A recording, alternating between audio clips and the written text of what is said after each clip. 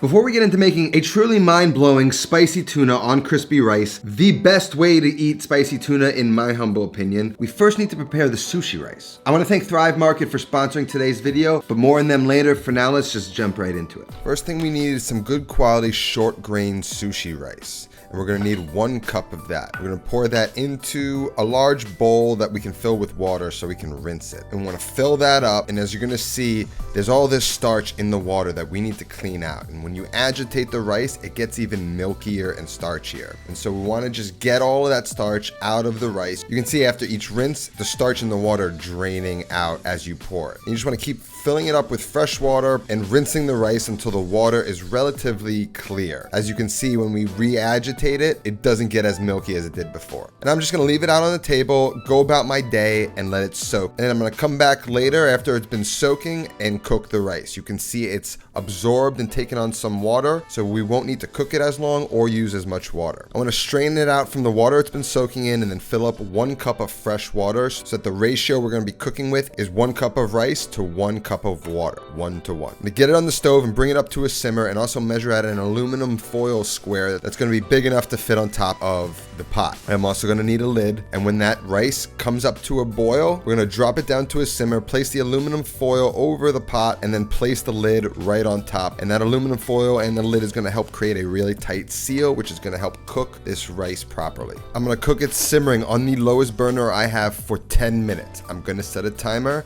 and then after 10 minutes, it's gonna rest off the stove for 10 minutes. Now while that cooks for its first 10 minutes, we can make the sushi rice seasoning, which is basically just rice vinegar, a little sugar, and a little bit of salt. We're going in with 1/3 cup of the rice vinegar, Pour that into a microwave safe bowl. 2 tablespoons of sugar, pinch of salt. You just want to stir it up, get that into the microwave, and just hit it for about 30 seconds to a minute, just until the sugar and the salt is dissolved. Then we're going to set that aside and let that cool. Then when that 10 minutes is up, we're going to take that off the stove, and we're going to let that rest for another 10 minutes with the lid on off the heat. Then after 10 minutes, we can take the lid off, and we can see how we did. And how we did was we made perfect sushi rice. It's nice and fluffy, it's soft, it's cooked through, it's not mush. Then we want to get that into a bowl, and using a flat wooden spoon or spatula, we're going to sort of like cut the rice to release the grains from each other so that we can season them properly. Then I'm going to take that spatula and I'm going to pour the rice vinegar onto it, using the spatula to evenly, lightly distribute the vinegar throughout the kernels of rice without soaking them in a liquid. And just mix that up. I have a quarter sheet tray that I've lined with plastic wrap. I'm going to pour the whole thing into it. I'm going to compact it down so it's a nice dense brick of rice. Now we want to let it cool before we wrap, just so it doesn't steam, kind of turn into mush. So once it's cool, we're just going to wrap it up and get it into a refrigerator to sort of set so that we can cut nice little pieces to fry. Once it's nice and cool, just wrap it in that plastic, press it down, compress it nice and tight, and then into the fridge for at least 2 hours before using. But I'm going to do this overnight, and we're going to check back in tomorrow and wrap this recipe up. Now before we jump into the next step of the recipe, I got to save you money on groceries thanks to our sponsor today, Thrive Market. Thrive Market is an online membership-based grocery store on a mission to make healthy living easy and affordable. They offer all the same products that you would find at a local health food store at a wholesale price. You could think of it sort of like the wholesale prices of Costco mixed with the selection of a Whole Foods. And they can even cut your grocery bill by about 30%. You can shop thousands of the best-selling organic food brands and natural products below traditional retail prices. And if you find a better price somewhere else, Thrive Market will match it. They have an amazing selection of organic groceries, pantry items like cooking oils, jarred tomatoes, salts, and they even have non-toxic beauty care items and wine. And whether you're gluten-free, vegan, or keto, Thrive Market has something for you. Orders $49 and over are shipped free and delivered with carbon-neutral shipping from Thrive Market's zero-waste warehouses. And they have 2 main membership options. The monthly membership is $12 a month, and a yearly membership that costs $59.95. That's just $5 a month. And because I like to save you money, if you click the link in the description box or go to Thrive Market /Not Another Cooking Show, you'll get 30% off your order and a free gift up to $50 when you join Thrive Market today. So head on down to the link, check out Thrive Market, and let's get back into the video. Now we're checking back in the next day, and I got myself a nice, beautiful sushi grade piece of tuna, about 1/2 pound, and I'm gonna get it seasoned with salt on both sides, and I'm gonna let that sit in the refrigerator for about 30 minutes to allow that salt to get absorbed by the fish. This is 30 minutes later. Now it's time to cut this into our spicy tuna. Nice long strokes, a nice long stroke forward, and then a nice long long stroke backwards, and I'm gonna cut that against the grain. Then I'm gonna cut those pieces into nice strips, and then I'm gonna cut those into a fine dice. And this is just half of the tuna that I'm gonna keep into a more coarse, small dice. I'm gonna take that other half of tuna, I'm gonna cut it the same way at the start, but once it's in those little dices, then I'm gonna mince that up finely. I'm getting two textures out of the spicy tuna. Coarser one, and then a finer one. Get that into a bowl. Now I just tasted these. I know it needs a little salt. Definitely wanna make sure your beautiful tuna is seasoned. Set that off to the side. Now we're just gonna make our spicy mayo. And now these two ingredients are all you really need. Some mayo, some sriracha, but I like to add a little bit of sesame oil, and the Italian in me needs to throw a little Calabrian chili in there.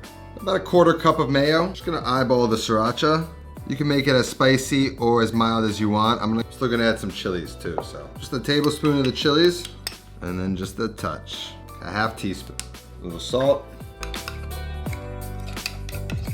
You're gonna add a few tablespoons to the tuna and see where we're at. Besides flavoring the tuna, the mayo is also gonna act as a binder. So you don't want too much so that it's super wet. You want just enough that it's flavoring it and binding it together. And then we're gonna take a piping bag, transfer that mixture into the piping bag. You obviously don't need the piping bag to portion these out, but for the presentation I'm going for, it's necessary. And once that piping bag is full, we wanna twist it up and then seal it up with a rubber band so that we can place it in the refrigerator and allow that to chill while we prepare our crispy rice. While I'm at the cutting board, I'm just gonna take a few scallions and I'm gonna take the greens only and slice them as finely as I can, and that's gonna act as a garnish later on. Then we've got our chilled rice. I'm gonna get that out of the plastic wrap. I'm gonna take a greased knife, and I like to just square off the edges so we can get some really nice looking pieces. And then I maybe cut roughly 1 inch thick strips, just a nice piece that I can get 2 bites out of maybe. And we're gonna cut those strips perpendicular 2 ways. So now that we have them cut, we've got about 21 pieces of rice. Seems like a nice bite-sized piece, but you can cut them kind of however you like. How you cut them will depend on how much yield you get. So I'm gonna take some cornstarch and I'm gonna put them in a bowl and we're gonna dredge them. I've fried them without any kind of cornstarch. And when I do, the fried rice seems to be very sticky, very gummy. It'll stick in your teeth. It's not like a ideal texture, but when you dredge it in a starch, especially one like a potato starch or a rice flour, you're gonna get a very tender crisp around the outside while still maintaining that nice fluffy inside. Now you wanna dredge all the pieces of flour, but you don't wanna get them really caked on with that cornstarch, otherwise they won't look nice when they're fried. Lightly get them dusted and then shake off any of that excess cornstarch before you get them fried. I'm just gonna get a little pot, I'm gonna fill it up with some frying oil, about halfway. I get that pot onto the heat and bring it up to a frying temperature. I'm also gonna set up a sheet tray with a wire rack next to our dredged rice. And we want it at a higher frying temperature, so we're going about 375. We don't really need to cook the inside of the rice, we just need a crispy exterior. So place 3 to 4 pieces at a time in the frying oil and adjust the temperature to make sure we maintain that high frying temperature. And when you place them into the fryer, they may have a tendency to stick to each other. So you just wanna gently agitate them so that they stay separate, and you wanna fry them for about 5 to 6 minutes until they are nicely crispy. Since there's no protein in cornstarch like there is in all-purpose flour, you're not gonna get a real golden brown like you usually would if you dredge it in a regular flour. So don't let the visual guide you so much in this recipe like it would a normal fried recipe. Get the crispy rice out and let them cool on the wire rack, and then just cook these guys in batches until you've got all of those pieces of rice nicely fried up and nicely crispy, and then we can finish up this recipe. So now we got beautifully crispy rice.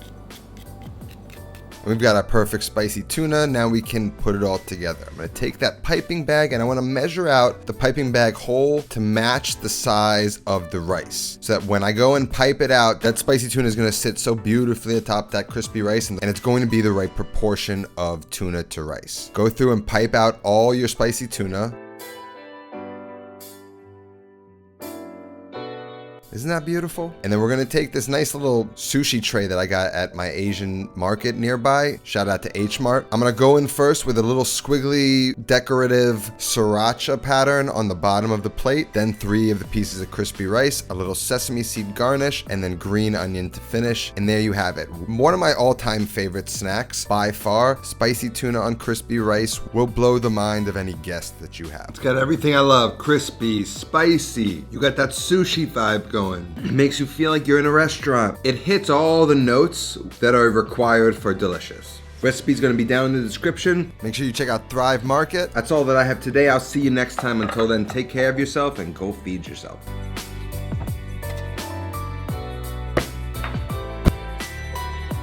I think you might want to brush up on a little bit of your Italian, and I got this beautiful Cacio E Pepe video. It covers 4 different ways to make it. I think it'll solve all your Cacio E Pepe problems. Give it a shot, and thanks for watching.